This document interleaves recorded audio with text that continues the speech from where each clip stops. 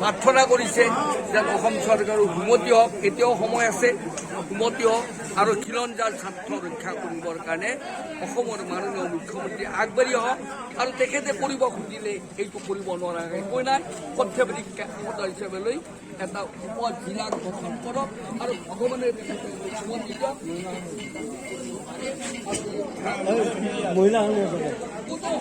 ইৰিগেশ্যনৰ department আনিছে, office আনিছে।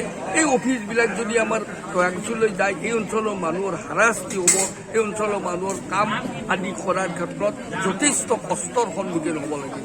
চৰকাৰক কি আহ্বান জনাব?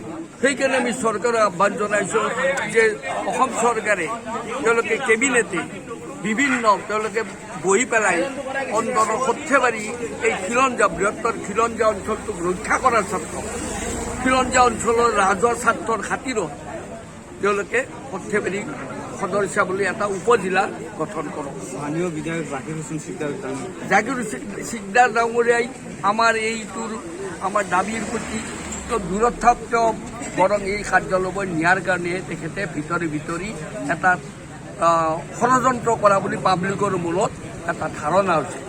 কাৰণ তেখেতে আমাৰ এই অঞ্চললৈ আজিলৈকে অহা নাই, খবৰ ল'বলৈ অহা নাই, একলৈ ল'বলৈ অহা নাই। আনকি সৰ্থেবাৰী সমষ্টি দাবী কৰাৰ সময়তো তেখেতে অহা নাই। তেখেতে জানে যে তেখেত যিহেতু নিজৰ ঠাইত তাৰ পাকা সৰিয়হ তেওঁৰ নিজৰ ঠাইত, গতিকে সেই ঠাইত উন্নতিৰ কাৰণে তেখেতে এইটো কাম কৰিছে। বাকী আমি খিলঞ্জীয়া মানুহ মৰি যাওঁ।